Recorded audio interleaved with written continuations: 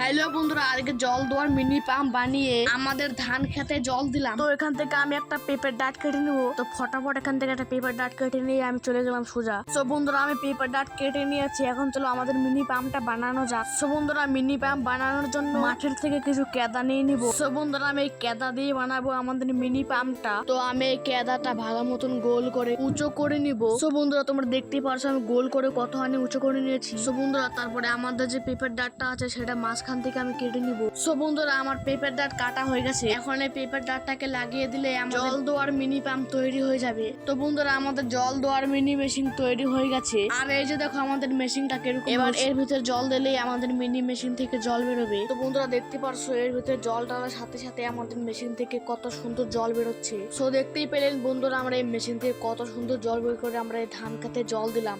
So বন্ধুরা, ভিডিওটা ভালো লাগলে লাইক এন্ড সাবস্ক্রাইব করে দিও। আর নেক্সট ভিডিওর জন্য কমেন্ট করো। আজকের জন্য টাটা, বাই বাই।